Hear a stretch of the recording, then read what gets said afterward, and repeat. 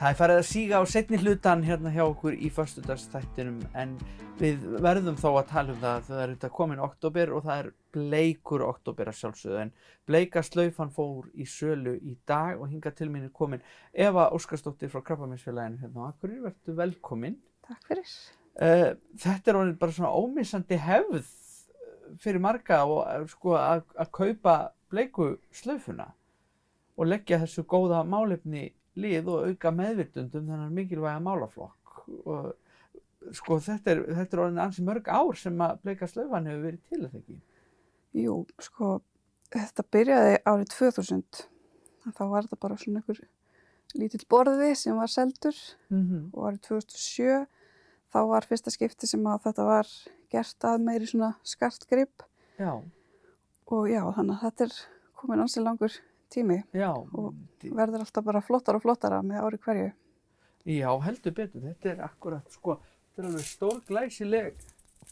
Já, þetta núna hálsmenn, já. Síðustu 2 ár hefur þetta verið hálsmenn og í ár það skartgripahönnurinn Hlín Reykdal sem hannar slaufuna. Þetta alveg einstaklega fallegt. Mjög falleg.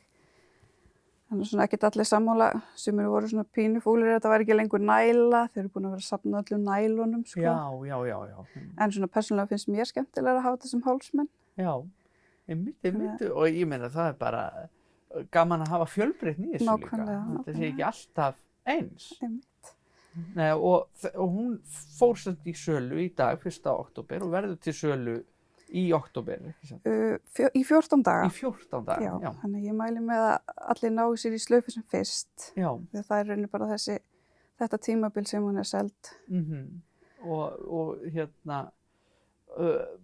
bara betra að vera tímanlega í því heldur en að missa af. Já, og svo gæti hún náttúrulega selst upp. Já, og svo það. Það að gera að ná sér í sem fyrst og það hægt að nálgast hana í öllum helstu verslunum á landinu. Já. Þetta 300 sölustæðir. Einmitt. Þetta svona helstu verslanirnar sem hægt að finna hana. Og svo líka hægt að fara inn á bleikaslaufan.is og panta þar.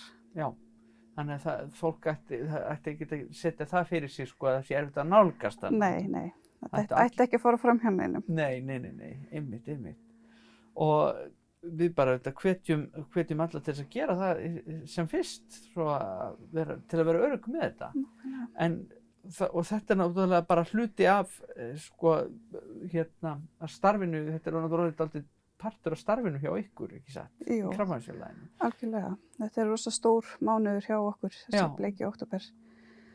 Og það sem sagt hérna svona slagorð sem fylgir yfirleitt hverri herferð og í ár það vertu til. Já.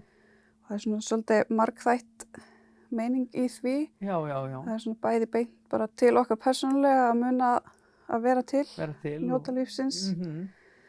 Það eru 850 konur sem greinast á Íslandi á hverju ári með krabbamein. Já. Þannig að öllum líkindum þekkir maður einhvern sem lendir í þessu einhvern tímann. Já. Þannig að þetta líka svona beint til okkar hinna að vera til staðar fyrir þann sem lendir í þessu. Það ýmislegt sem við getum gert bara sem vinur eða kunningi eða vinnufélagi. Já. Og svo þetta líka bara svona áminning frá Krabbameinsfélögunum að við erum til staðar fyrir ykkur. Já.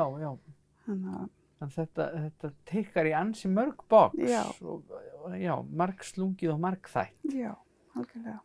Það náttúrulega heilmikið starf sem unnið nú í þessum mánuði en svo bara yfir veturinn og í kringum árið og svo hvað helst á döfinni hjá ykkur, Krabbameinsfélaginu? Það bara loksins ýmislegt á döfinni. COVID hefur sett svolítið stórt strik í starfsemina hjá okkur.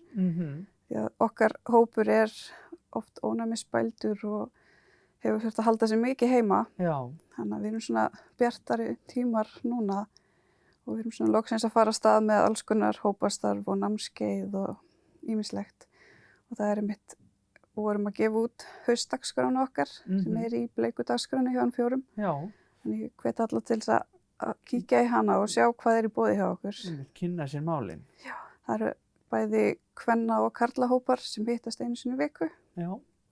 Svo leshópur sem hittast einu sinni í mánuði og við erum með núna mitt í október svona pínu kvennatengt þema. Mhm. Þannig að við verðum með snyrtinámskeið fyrir konur sem eru í meðferð og fyrirlestra tengda þessum málefnum Já, og ýmislegt fleira. Þannig að það verður mikið dýrðir. já, má maður segja það. Já, frábært. Og svo þetta eru degudagarnir hérna á Akureyri helgina. Já, núna helgina. Það verður mikil gleði og Já. mikið að vera. Og við verðum með kynningabása í Centru og Glerártorgi Já, sem við erum að kynna okkar starfsemi. já.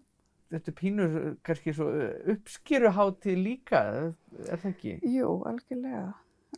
Að það já, og gaman að finna væntanlega allan þennan velvilja sem er úti í samfélaginu. Ekkert smá, bara það starf sem að Inga og Vilborg með degudagana er að gera, náttúrulega bara algjörlega ómetanlegt fyrir félag eins og okkar. Já, Það sem að við erum bara rekin á styrkjum frá félögum og almenning já. og reyndar KÍ, Krabbameinsfélag Íslands. Mhm. Þannig að svona viðburði þar sem að við rauninni þurfum ekki að gera neitt Nei. og það er sjá alla vinnuna er bara algjörlega ómetanlegt fyrir okkur. Afskaplega þakklátt og við Mjög. þetta hvetjum alla til þess að leggja sitt á vogarskálarnar, bæði kaupa bleiku-slaufuna en líka taka þátt í söfnuninni hjá degudögunum Já. og það er hægt að styðja með margvíslum hætti. Alls konar í boði. Já, þannig að þetta er mjög spennandi og svo hvetjum við þetta fólk bara til þess að kynna sér dagskrána hjá ykkur Já, endilega. og taka þátt og bara kæra þakki fyrir að koma henni í þáttinn og segja mér og okkur frá þessu. Takk fyrir mig.